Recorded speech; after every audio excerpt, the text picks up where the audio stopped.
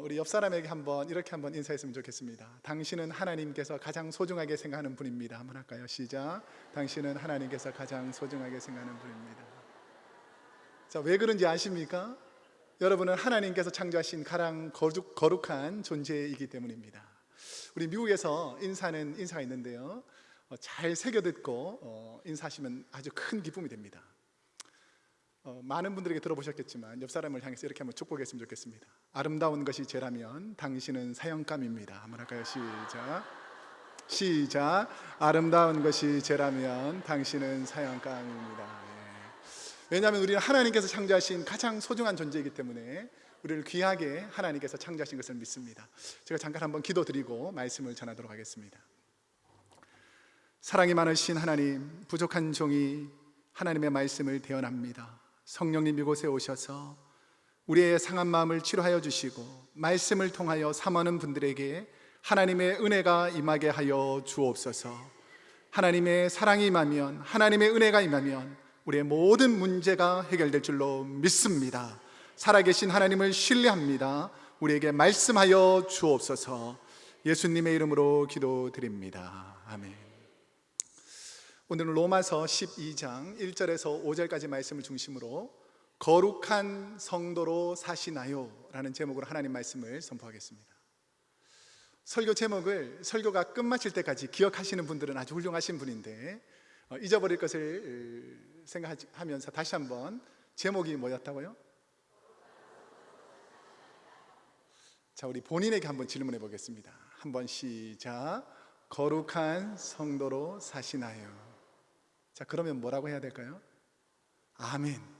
그렇게 되기를 원합니다. 그렇게 될 줄로 믿습니다. 이게 아멘이잖아요. 다시 한번 우리 제목을 해보겠습니다. 시작. 거룩한 성도로 사시나요? 아멘. 우리 인생에서 가장 힘든 것이 무엇일까라고 생각해보면 주님의 성품을 닮아가는 것이라고 생각합니다. 사도 바울은 아마 주님의 성품을 가장 많이 닮은 분 중에 한 분이 아닐까라고 많은 신학자들이 생각합니다. 로마서는 바울이 세 번의 전도 여행을 떠났을 때에 세 번째 전도 여행을 떠난 이 고린도 지역에서 하나님의 복음을 선포하기 위해서, 내가 땅끝까지 복음 전하라는 주님의 말씀을 성취하기 위해서 어떻게 하면 복음을 전할까 고민하면서 복음을 계속해서 전하던 중에 그때 당시에 땅끝이라고 생각하는 곳이 있었습니다. 이것이 성경에 나오는 서바나라는 거죠. 서바나가 오늘날 어디죠? 스페인입니다. 우리 지도를 잠깐 보시면 로마라는 제국은 엄청나게 넓은 땅을 가지고 있었는데요, 이 예루살렘에서부터 시작해서 우리 서쪽으로 스페인까지 복음을 전하는 것이 사도 바울의 꿈이었습니다.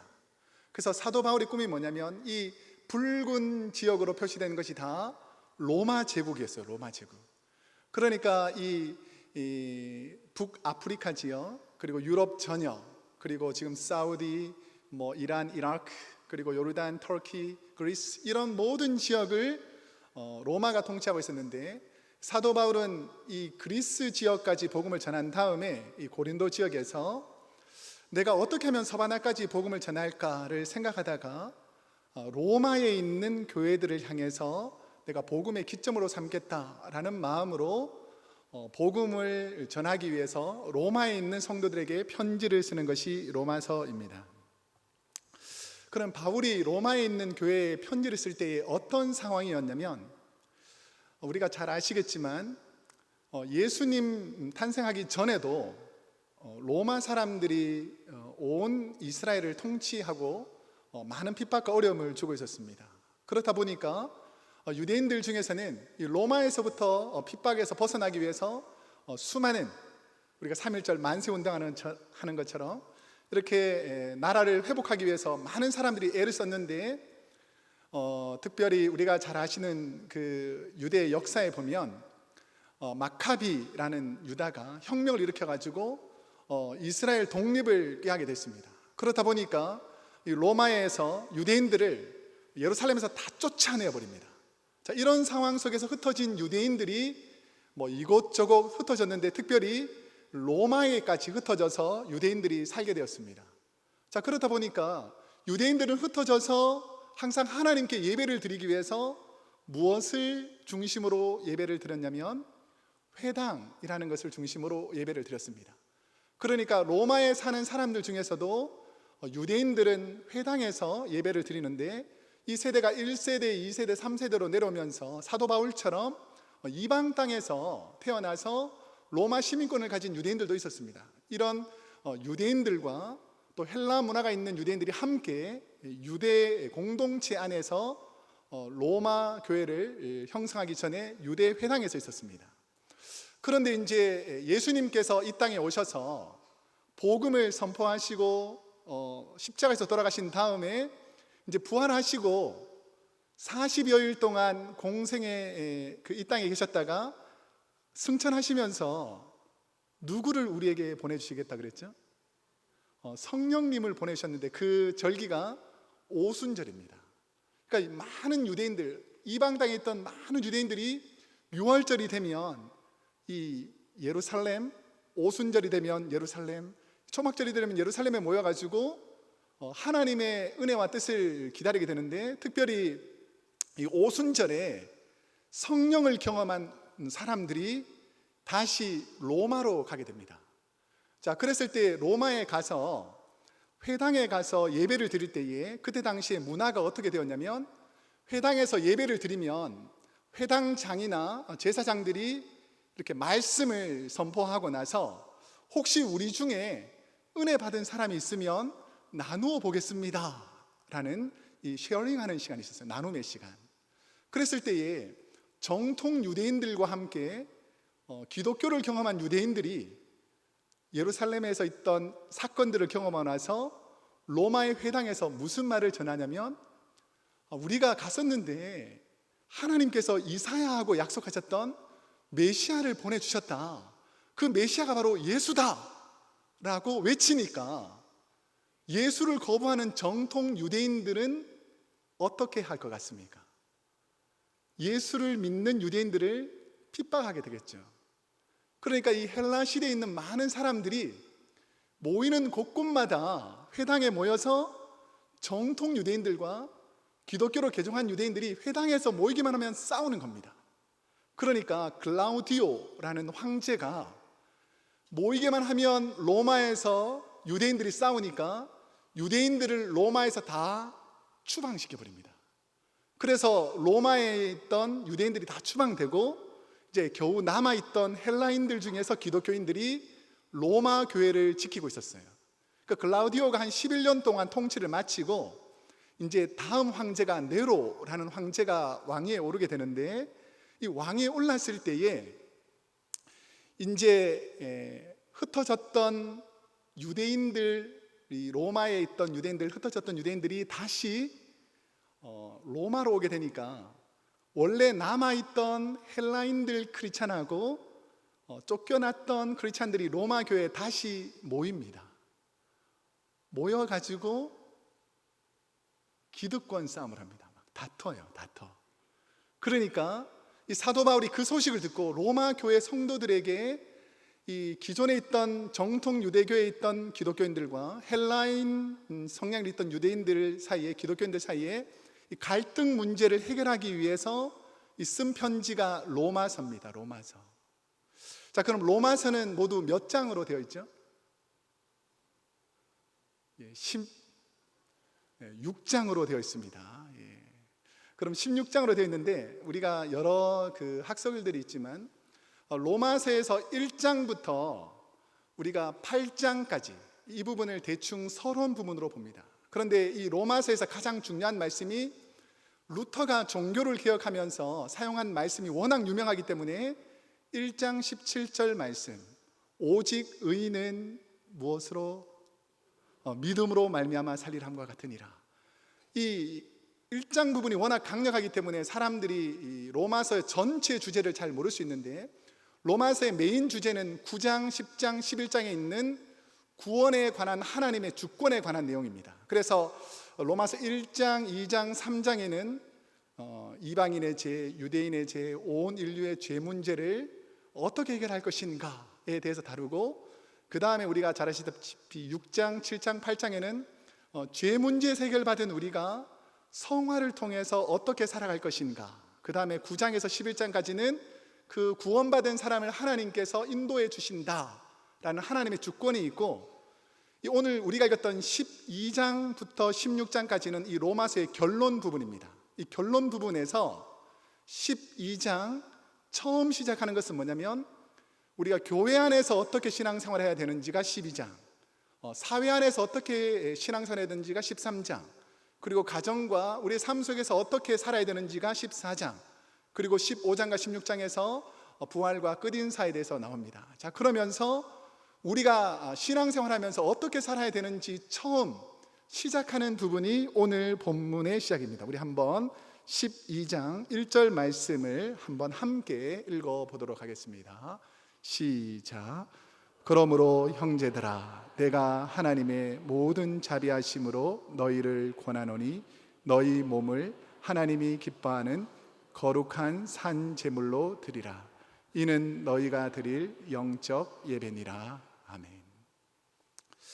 우리 본문을 잠깐 보시면 그러므로 라고 한 다음에 무슨 단어가 나옵니까? 그러므로 다음에 형제들아 라고 나오는 거죠. 사도 바울은 로마에 있는 성도들을 한 번도 본 적이 없었습니다. 그럼에도 불구하고 이 가장 중요한 권면을 할 때 그러므로 누구라고 부르고 있다고요? 형제들아. 그러면서 어떻게 권하는가를 계속해서 보시면, 내가 하나님의 모든, 그 다음에 뭐라고 써있죠? 자비하심으로. 그러니까 내가 하나님의 모든 자비하심으로 너희에게 권한다라는 것이죠.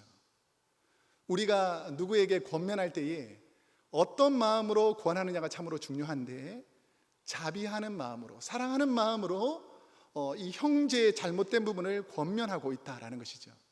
그러면서 너희 몸을, 자, 자막을 조금 띄워주시면 좋겠는데, 너희 몸을 하나님이 기뻐하시는 거룩한, 그 다음에 뭐라고 되어 있습니까? 산 제물로 드리라는 거예요. 산 제물. 자, 여기서 산 제물이라는 것이 뭐냐면, 우리가 구약 시대 이전에는 사람이 죄를 짓잖아요. 그럼 죄를 지으면 누가 대신 제물로 바쳐집니까? 짐승, 양이나 염소나 소나 비둘기나 곡물을 제물로 바쳤잖아요. 근데 하나님께서는 우리에게 뭘 원하시냐면, 너희 몸을 거룩한 무엇으로 드리라고요? 산 제물로 드리라는 거예요. 우리를 산 제물이 되라고 말씀하고 있습니다. 자, 그러면 산 제물이 된다는 것이 무엇이냐면, 구약 시대에 내가 분명히 죄를 많이 지어서 이 죄를 용서받기 위해서 이 제물을 끌고 갑니다. 누구한테 끌고 가죠? 제사장에 끌고 가서 이 제물에게 내가 가지고 있던 모든 죄를 뒤집어 씌웁니다. 그런 다음에 어떻게 하죠? 이 짐승을 잡아서 하나님께 드림으로 내 죄가 다 용서받는 거예요. 그러니까 내가 예배를 드리면서 나는 이 제물과 함께 하나님께 예배 드리니까 얼마나 기쁘겠어요. 내 죄가 다 용서받는데. 근데 우리가 거꾸로 생각해서 제물의 입장에서는 어떨 것 같습니까? 제물은 죄를 지었습니까? 안 지었습니까? 제물은 죄를 지은 적도 없는데, 온갖 더러운 죄는 내 주인이 다 지었는데 그 죄를 누가 다 뒤집어 쓰냐면 제물인 내가 다 뒤집어 쓰는 거예요. 여러분, 누군가가 나에게 욕하거나 비난하거나 거짓으로 나를 모함하면 기분이 어떻습니까? 안 좋죠. 그러니까 죄를 다 뒤집어 쓰는 것도 억울한데, 산 제물은 그 다음에 어떻게 됩니까? 죽어야 되는 거예요. 그러니까 산 제물의 입장에서 보면 너무 억울하고 받아들이기 힘든 일인데, 오늘 사도 바울은 교회 안에서 사는 우리가 너희 몸을, 그 다음에 뭐라고 되어 있냐면 하나님이 기뻐하시는 거룩한 산 제물로 드리라는 거죠. Living Sacrifice라고 그러는데, 내 몸을 하나님께 드려야 하나님께서 기뻐하는 온전한 성도가 된다라는 의미입니다. 여러분은 하나님을 사랑하십니까? 여러분은 주를 위해서 산 제물이 될 수 있겠습니까? 반응이 거의 비슷하군요. 하나님을 사랑하십니까? 하면 아멘 하는데 산 제물이 되시겠습니까? 하면 쉽지 않거든요. 우리 옆 사람 한번 잠깐 쳐다볼까요? 옆 사람. 우리 이렇게 한번 축복합시다. 주님의 이름으로 사랑합니다. 한번 할까요? 시작. 주님의 이름으로 사랑합니다. 자, 한번 다시 말씀해요. 그러니 저의 산 제물이 되어 주십시오. 한번 해볼까요? 시작. 그러니 저의 산 제물이 되어 주십시오. 옆 사람 사랑하지만 산 제물이 되어 줄 수 있겠습니까? 없겠습니까? 쉽지 않습니다. 내가 죄를 지지도 않았는데 이 사람 때문에 왜 내가 죄를 뒤집어 쓰고, 죄를 뒤집어 쓰는 건 또 억울한데 내가 왜 대신 죽느냐? 도저히 있을 수 없는 일이다 라고 생각하실 거예요. 그런데 그렇게 사신 분이 있습니다. 누구죠? 예수님은 그렇게 사셨거든요.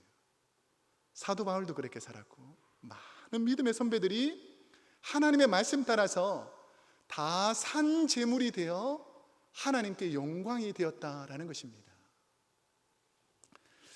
바울 시대에 복음을 전할 때에 많은 크리스찬들이 생기기 시작했어요. 그런데 기독교를 가장 박해했던 그때 당시에 로마 황제가 있습니다. 우리가 옛날에 개그 프로그램에도 자주 등장했던 황제가 있는데 어느 황제인 줄 아세요? 네로 황제입니다. 네로 황제. 네로 황제가 통치하던 AD 64년경에 로마에 큰 화재가 생겼어요. 큰 화재가 생겼으니까 엄청나게 큰 문제인데 누가 그 불을 질렀는지 알 수가 없으니까 통치자로서 큰 문제가 생겼을 때 통치자가 멋지게 존경받으려면 그 문제를 해결해야 되잖아요. 근데 아무리 문제를 해결하려고 해도 큰 불이 나서 문제는 생겼는데 해결할 수가 없는 겁니다. 그렇다 보니까 이 문제를 누구에게 뒤집어 씌웠을까요? 로마 교회에 있는 성도들, 로마 교회 성도들이 이 큰 불을 저질렀다. 그래서 유대인들과 로마의 지도자들이 합작해서 기독교인들을 엄청나게 박해하기 시작합니다.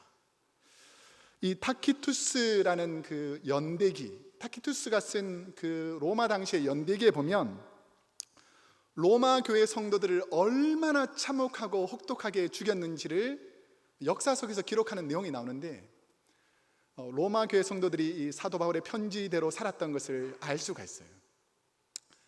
이 산 제물이 되기 위해서 우리는 하나님의 은혜로 복음을 전했지 불지르지 않았습니다라고 억울함을 토로하면 되는데 그 억울함을 다 자기 스스로 받아들입니다.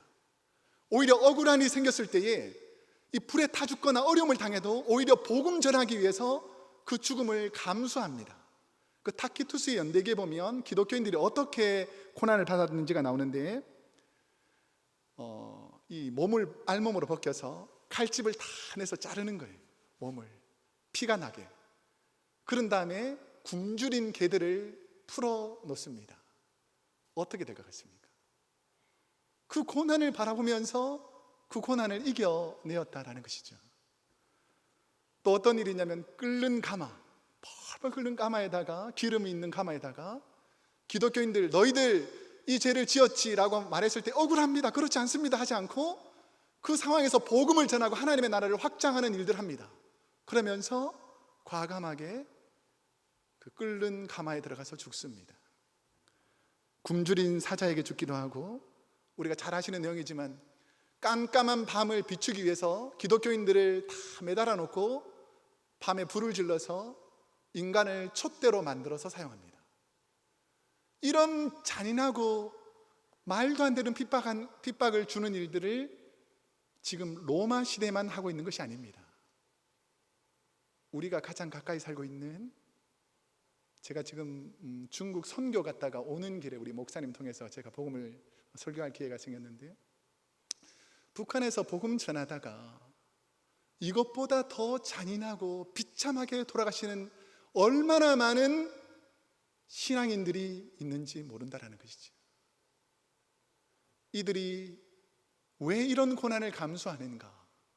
오늘 말씀에 보면 너희 몸을 하나님이 기뻐하시는 거룩한 산 제물로 드리라는 이 말씀을 내 삶 가운데 실천하기 위해서 수많은 믿음의 선배들이 그렇게 살았고 오늘도 그렇게 사는 믿음의 선배들이 많다는 것입니다. 바울이 말하는 로마 교회 성도들이 정말 복음을 위해 산 제물이 되었던 것은 하나님 앞에서 이런 삶을 통해서 온전한 예배로, 영적 예배로 하나님이 내 삶을 받으신다면 나는 온전한 제물이 되어 주님처럼 살아가겠다 라는 것이 바로 이들의 고백이었다라는 것이죠. 그러면서 바울은 이 산 제물, 성화의 과정을 살아가는 저와 여러분에게 구체적인 내용들을 2절에서 설명하고 있습니다. 우리 2절 말씀을 우리 한번 함께 읽어보겠습니다. 시작. 너희는 이 세대를 본받지 말고 오직 마음을 새롭게 함으로 변화를 받아 하나님의 선하시고 기뻐하시고 온전하신 뜻이 무엇인지 분별하도록 하라. 아멘. 오늘 본문 2절에 보면, 우리 자막을 좀 띄워주시면 좋겠는데, 2절에 보면 세 가지 내용이 나옵니다. 세 가지. 우리 한번 성경이 있는 분들 다시 한번 자세히 보세요. 세 가지가 나오는데, 첫 번째는 본받지 말라, 두 번째는 변화를 받으라, 세 번째는 분별하라, 이렇게 되어 있죠. 그 첫 번째에 나오는 이 세대를 본받지 말라라는 말씀이 있습니다. 이 세대를 본받지 말라. 사람은 다 보고 배웁니다. 속썩이는 여러분 자녀 누구 보고 배웠겠습니까? 말씀 안 듣는 여러분의 배우자 누구 보고 배웠겠습니까? 자, 우리 손을 한번 이렇게 내밀어서 이렇게 한번 시작. 다 내 탓이요. 시작. 다 내 탓이요. 다 내 탓입니다. 이 세대를 본받지 말아야 되는데 내가 지금 이 세대를 본받고 있다 보니까 거룩한 주님의 성품은 사라지고 세속화된 주님의 모습은 전혀 아닌 내 안에 여러 가지 괴물들이 막 살아 움직이는 거죠. 이 세대를 본받지 말라는 의미가 뭐 스마트폰도 본받지 말고 TV도 본받지 말고 이런 것이 아닙니다. 하나님께 주신 문명과 문화, 좋은 것은 다 받아들이되 이 세대를 본받지 말라라는 이 원어의 의미는 보이지 않는 영적 세상, 마귀의 유혹의 악한 세대를 가리키는 것입니다. 오늘날 어른이든 젊은이든 물질을 사랑하는 분이 있을까요, 없을까요? 여러분, 물질은 하나님께서 은혜로 주실 줄로 믿습니다. 여러분이 물질을 섬기면 하나님이 여러분의 삶을 기뻐하지 않습니다. 그렇지만 여러분이 하나님의 영광을 위해 살면 하나님께서 채워줄 줄로 믿습니다. 그러니까 이 영적으로 우리가 본받아야 될 것과 본받지 말아야 될 것들을 분별하지 못하면 이 세상이 살아가자고 하는 대로 살게 되는 거예요. 여러분은 오늘 돌아가셔도 천국 갈 줄로 믿습니다. 아멘 안 하기로 작정하고 온 건 아니죠. 다시 한번, 여러분은 오늘 돌아가셔도 천국 갈 줄로 믿습니다. 이런 믿음으로 사는 사람은 째째하게 돈 때문에, 물질 때문에 흔들려서는 안 된다는 것이죠. 하나님이 채워줄 줄로 믿습니다. 이런 믿음으로 살아가게 되면 두렵지 않다는 거예요. 이 세대를 바라보면서 이 세상 사람들이 돈을 좋아하니까 교회도 돈을 좋아하고, 이 세상의 사람들이 출세를 좋아하니까 교인들도 출세를 좋아하고, 이 세상 사람들이 많은 것을 좋아하니까 오늘날 교회도 많은 것을 좋아할 수 있는데 하나님은 그런 분이 아니라는 거예요. 예수님은 그렇게 살지 않으셨다는 것입니다. 그렇기 때문에 영적 분별력이 없는 사람은 세상에 휩쓸려서 살게 돼 있어요. 근데 하나님의 사람은 이 세대의 악한 영들에 의해서 좌우되는 것이 아니라 하나님의 뜻을 분별하며 살게 돼 있다는 것입니다. 그러면서 바울은 이 세대를 본받지 말라라고 하면서 변화를 받아라고 말합니다. 우리 성경 구절을 잠깐 보여주시면, 무엇을 새롭게 함으로 변화를 받으라고 되어 있습니까? 마음을 새롭게 함으로 변화를 받으라는 거예요. 무엇을 바꿔야 된다고요? 제발 좀 바꾸시기를 축복합니다. 마음의 변화가 없으면서 삶의 변화가 일어나지 않습니다. 영적인 감각을 깨달았을 때에 내 마음의 변화가 필요하다는 것이죠. 우리 김남준 목사님이라는 아주 훌륭한 목사님이 계신데, 그 목사님이 쓰신 책 중에 보면 사랑이라는 책이 있습니다. 사랑. 무엇이 사랑인가? 희생하며 참고 사랑을 실천하기 위해서 필요한 것은 하나님의 말씀을 듣고 감동되어 주여 주님을 위해 살겠습니다 라고 고백하는 데에는 어떠한 비용도 들지 않는다. 그런데 주님을 사랑하겠다는 고백을 실천하는 데는 어마어마한 희생이 따른다라는 거예요. 이걸 이해했는지 제가 다시 한번 여쭤보겠습니다. 여러분, 하나님 사랑하십니까? 다시 한번 여쭤보겠습니다. 좋은 말로 할 때, 여러분 하나님 사랑하십니까? 근데 많은 사람들이 입으로 사랑한다 라고 말하지만 이게 사랑인가 라고 생각해 보면 감정에 치우쳐서 그냥 내 감정이 흐르는 경우가 많다는 거예요. 예를 들면 제가 세 가지를 질문해 볼 텐데 아주 잘 생각하면서 들으셔서 대답하셔야 돼요. 여러분은 가족을 사랑하십니까? 그러면 가족을 위해서 어느 정도 희생하는가를 보면 내가 얼마나 가족을 위해서 사랑하는지를 알 수 있어요. 옆 사람, 우리 멀리 갈 것 없이 배우잖아. 여러분의 자녀들, 여러분의 부모님들, 나에게 막 억울한 말하고 내가 하지도 않는 죄를 막 뒤집어 씌우기도 하고 나를 모욕하고 힘들게 해도 여러분 여전히 감수하면서 그분들을 사랑하십니까? 우리 앞에 아주 훌륭하신 분이 계신데 아멘. 여러분 아멘 할 수 있기를 축복합니다. 근데 대부분 사람이 그렇지 않다는 거예요. 남편이 잘못했는데 왜 내가 이걸 뒤집어 씌우냐, 자녀가 잘못했는데 내가 구박해야지라고 생각하지 그 자녀의 잘못과 배우자의 잘못을 내가 떠안으려고 하지 않는다는 것이죠. 진짜 사랑한다면 내가 그 잘못을 받아들이고 용납하고 때로는 그 잘못까지도 내 것으로 인정하고 그렇게 사랑해야 가족을 사랑한다 라고 말할 수 있다라는 것입니다. 제가 두 번째로 한번 질문해 보겠습니다. 이제 좀 크게 대답하셔도 됩니다. 여러분 교회를 사랑하십니까? 조금 커졌어요. 그러면 다시 한번 질문해 보면 여러분이 약간 고민이 될 거예요. 여러분 교회를 위해서 얼마나 희생하고 있습니까? 여러분 교회 안에서 얼마나 희생하고 있느냐를 보면 여러분이 교회를 사랑하는지를 알 수 있어요. 휴지가 떨어졌습니다. 이 앞쪽에 누가 주어야 될까요? 1번 목사님, 2번 권사님, 3번 나. 자, 이런 일들은 누구나 할 수 있어요. 쉬운 일이니까 휴지 뭐 이 정도는 내가 줄 수 있다는 거예요.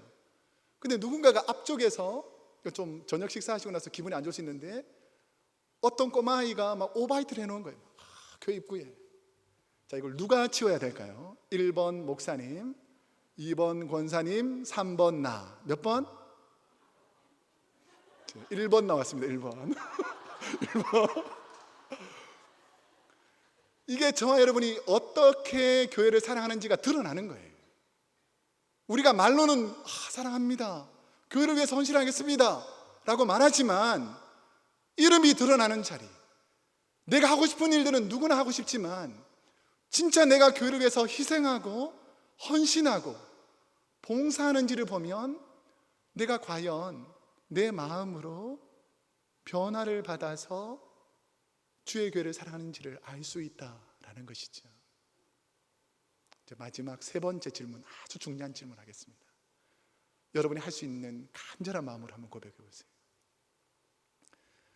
여러분 주님을 사랑하십니까? 자, 그러면 한번 여쭤보겠습니다. 여러분 주님을 위해서 얼마나 손해보시고 여러분 주님을 위해서 얼마나 희생하십니까? 내가 예수 믿는 것 때문에 얼마나 핍박받고 내가 주님 때문에 얼마나 고난받고 있습니까? 우리는 수많은 사람들 앞에서 예수 믿는다, 주님을 사랑한다 라고 말하지만 내가 예수 믿는 것 때문에 피해가 되거나 내가 예수님 때문에 박해를 받으면 못 견뎌 하지는 않는가 라는 것을 보아야 한다는 것이죠. 바울은 로마 교회 성도들, 그 많은 핍박과 고난 가운데서 고통당하는 그 성도들에게 마음의 변화를 받아 라고 말합니다. 이 말을 바꿔 말하면 영적 지각과 함께 마음의 변화를 받았던 사람들의 공통적인 특징은 영적 지각을 통해서 분별할 수 있는 능력이 생기기 시작했다는 것입니다. 여러분, 어떻게 하면 하나님의 뜻을 분별할 수 있겠습니까? 말씀과 기도로 살아야 하나님의 뜻을 분별할 수 있는 줄로 믿습니다. 우리가 얼마나 하나님의 말씀을 가까이 하고 있는지, 내가 얼마나 하나님의 말씀을 분별하면서 이 말씀을 읽는지를 보면 내가 이 세상 가운데서 어떻게 살아야 될지를 알게 된다는 것이죠. 제가 섬기는 샌프란시스코에 있는 크로스웨이 교회를 섬기게 됐는데, 제가 전에 있던 교회하고 지금 섬기는 교회에서 공통적으로 하는 일들이 저 북녘 땅에서 탈북한 여성들과 그 자녀들을 돕는 사역들을 하고 있습니다. 그래서 우리가 매년 돕고 있는데, 영락교회에서 파송된 선교사님 한 분이 이 샌프란시스코 지역에 와서 영락교회에서 그 아파트 2채를 지어주셔가지고 사주셔서 그 아이들, 고아들하고 그 탈북 여성들의 자녀들을 위해서 이 건물은 사주었는데, 영락교회도 워낙 선교를 많이 하다 보니까 건물은 사주지만 운영은 자치적으로 하라는 거예요. 근데 그 한국에서 제일 겨울에 추운 곳이 어디죠? 잘 모르시나요? 강원도 쪽이 제일 춥잖아요. 그럼 겨울에 북한에서 제일 따뜻한 곳이 어딜 것 같아요? 강원도입니다. 자, 그런데 겨울철에 중국 보더라인에 있는 국경선에 있는 우리 살고 있는 분들에게 가장 북한 분들에게 가장 추운 곳이 압록강, 두만강이잖아요. 탈북한 여성들에게는 거기가 제일 따뜻한 곳이에요. 그럼에도 불구하고 그곳에서 한 차로 5시간 정도 북쪽에 많은 탈북 여성들이 도망가 있습니다. 그러면서 이제 저희가 그 고아원을 돕는 일들에 난방비가 필요하다 그래서 저희가 난방비를 지원하고 있어요. 그런데 이제 물질로만 지원하면, 그래서 우리가 2년마다 한 번씩 그 선교지에 가서 어떻게 잘하고 있는지를 보게 됩니다. 근데 제가 2년 전에 왔더니 난방비를 도와드리려고 갔더니 그곳에 많은 고아들과 그 탈북 여성들의 자녀가 있는데, 주로 탈북 여성들은 우리가 잘 들으셨겠지만 북한에서 이전에 딱 탈북을 하면 브로커들에게 엄청나게 많은 돈을 주고 탈북을 하면 누가 기다리고 있을까요? 중국에 딱 도착하면 인신매매범이 딱 기다리고 있습니다. 중간채. 이 사람을 중국 전역에 있는 핸디캡이 있는 중국 남자분, 나이 많은 분들, 이런 분들에게 다 팔아넘깁니다. 자, 그러면 이 팔아넘긴 이 젊은 20대, 10대 후반의 젊은 처자들이 어떻게 살냐면 말을 못 하잖아요. 중국말을. 그러니까 짐승처럼 묶여가지고 도망갈까봐 늘 통제를 받습니다. 그런데 이제 언제부터 통제가 조금 풀리냐면, 이제 자녀가 생기기 시작하면 이제 통제가 풀려요. 아이를 돌보니까. 근데 이 자녀들이 아버지는 부족한 사람, 학식적으로나 능력적으로 부족한 사람이 아버지고, 어머니는 조선에서 넘어온 조선족 여자인 거예요. 이분들은 신분도 없습니다. 그래서 죽어도 아무도 뭐라고 하는 사람이 없어요. 근데 이 자녀들을 그 누구도 돌봐주지 않는데 하나님께서 우리 교회랑 연결시켜 주셔서 저희가 갔는데, 저희 교회는 그리 크지 않기 때문에 한 13의 구역이 있습니다. 한 20명에서 20명 내외 되는 그런 구역에다가 한 아이들씩을 어답해서 입양을 해가지고 우리가 그 아이들을 돕자라고 생각하게 됐어요. 왜냐하면 이 탈북 여성들이 주로 살아서 생계를 이어가는 것이 뭐냐면 옥수수 농사예요. 옥수수 농사. 옥수수를 1년 동안 남편이 제대로 일을 못하니까 여성들이 막 열심히 일했을 때에 1년 수익이 한국 돈으로 120만 원 정도 됩니다. 자, 그러니까 한 달에 얼마 정도 될까요? 10만 원 정도밖에 안 되는 거예요. 다른 중국 사람들보다 훨씬 더 적은 수입밖에 거두지 못하는 거예요. 자, 그런데 이 자녀들이 제대로 이렇게 너무 왜소해서 저희가 실수를 했는데, 대화를 나누다가 아이들이 이렇게 힘들면 몸이 왜소한데 영양제라도 좀 드시죠라고 했더니 그 자매님 한 분이 울면서 뭐라 그러냐면, 사 먹일 돈이 있어야죠. 제가 그 얘기를 듣고 돌아와서 엄청 하나님께 회개하고 눈물 흘리면서 우리 교인들한테 말씀을 드렸어요. 우리 교인들이 다 힘을 모아가지고 그럼 우리가 이 한 아이씩을 입양해서 매달 얼마씩 도웁시다. 그래서 뭐 한국 돈으로 따지면 한 5만 원 정도밖에 되지 않는 돈들을 오늘 따지면 여기 구역이죠. 구역에서 모아가지고 돕기 시작했어요. 우리가 2년이 지났습니다. 그래서 제가 올해 가서 그것을 전달해 드리면서 보니까 이분들이 너무너무 감사해하는데, 왜냐하면 도와주는 사람이 없다는 거예요. 지금 한국 교회도 선교가 문이 막혀가지고 북한이나 중국 사역을 잘 하지 않기 때문에, 근데 누군가가 도와주는 게 너무 크신 은혜가 된다는 거예요. 그런데 요번에 가보니까 처음으로 한 학생이 대학교를 가게 됐어요. 근데 한 학기 대학 등록금이 얼마냐면 한국 돈으로 한 150만 원 정도 돼요. 그래서 우리가 세 분이 갔는데 우리 있는 돈을 먼저 모아가지고 한 100만 원 정도를 전달해 드렸어요. 우리가 교회 가면 나머지 50만 원을 송금해 드리기로 했습니다. 우리가 이런 일들을 하면서 어떤 것을 느끼냐면, 우리가 이 세대를 위해서 어떻게 살아야 되는가라고 말하면 대부분 다 피상적으로 얘기합니다. 저 북녘 땅에 있는 분을 사랑해야지, 우리가 기도해야지, 우리가 헌신해야지 라고 하지만, 만약에 그렇게 고통당하는 그 여성이 여러분 여동생이나 여러분의 자매라면 어떻게 할 것 같습니까? 여러분의 딸이라면 여러분 그 자녀들을 어떻게 할 것 같습니까? 제가 이번에 가서도 많은 눈물을 흘리고 왔는데, 여러분 우리 허 목사님하고 저랑 좀 친하니까 이 교회도 하나님의 영광을 위해서 선교에 앞장서기를 축복합니다. 그래야 하나님이 도와주시는 거죠. 분별력이 있으면 하나님께서 분명히 여러분의 가정을 도와주십니다. 저도 이번에 다녀오면서 느낀 것이 뭐냐면, 하나님의 교회가 하나님이 기뻐하는 일들을 하고 있는가라는 것이죠. 그러면 왜 우리가 이 일들을 해야 되는가라고 묻는 분이 있습니다. 4절에서 5절 말씀을 우리가 한번 결론적으로 읽고 말씀을 마감하겠습니다. 4절에서 5절 시작. 우리가 한 몸에 많은 지체를 가졌으나 모든 지체가 같은 기능을 가진 것이 아니니, 이와 같이 우리 많은 사람이 그리스도 안에서 한 몸이 되어 서로 지체가 되었느니라. 이 말씀은 여러 부분으로, 여러 시각으로 해석할 수 있는 부분이 많이 있는데, 제가 이 말씀을 계속 묵상하면서 하나님께서 제게 주신 메시지는 한 몸이라는 단어였어요. 한 몸. 4절에서도 한 몸, 5절에서도 한 몸이라는 단어죠. 바울은 한 번도 가보지 않은 로마 사람들, 자신과 별로 상관이 없는 서바나에 있는 사람들, 이런 사람들을 한 몸으로 생각했던 거예요.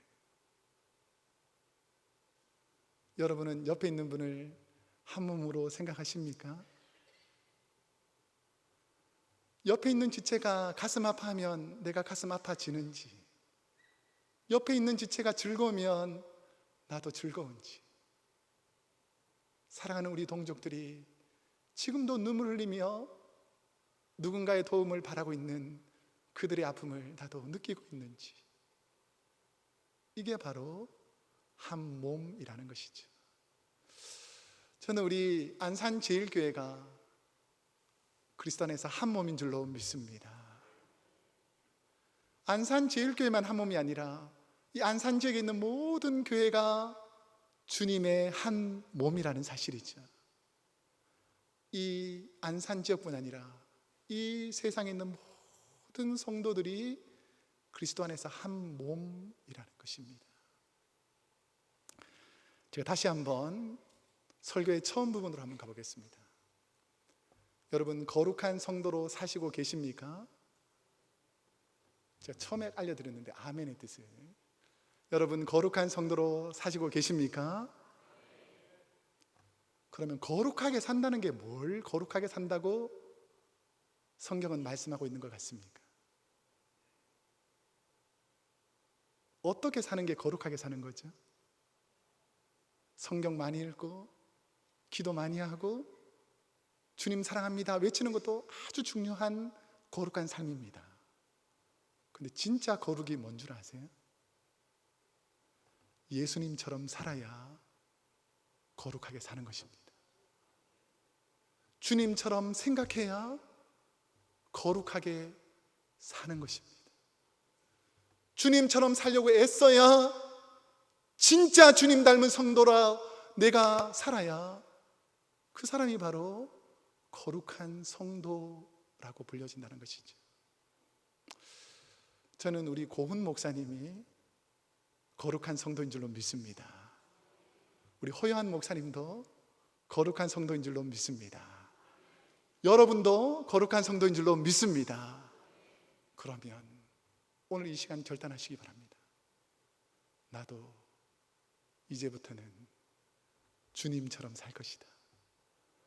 세상 사람들이 가는 것으로 살지 않고, 세상 사람들이 추구하는 대로 내가 추구하지 않고, 나도 주님처럼 살 것이다. 그런 은혜가 오늘 이 저녁에 저와 여러분과 함께 하실 줄로 믿습니다. 기도하겠습니다. 사랑과 은혜가 풍성하신 하나님, 주님은 우리에게 물을 주실 텐데 거룩한 성도로 살고 있느냐, 우리가 주님처럼 살고 있는지를 우리 주님이 물으실 때에 부끄럽고 죄송하고 연약하지만 우리가 그렇게 살기를 원합니다 라는 고백들이 우리 사랑하는 안산제일교회 모든 성도님들에게 임해서 이제 남은 생애는 나만을 위해 사는 것이 아니라 오직 주를 위해 사는 하나님의 은혜로 가득한 귀한 성도님들 되게 하여 주옵소서. 예수님의 이름으로 기도드립니다.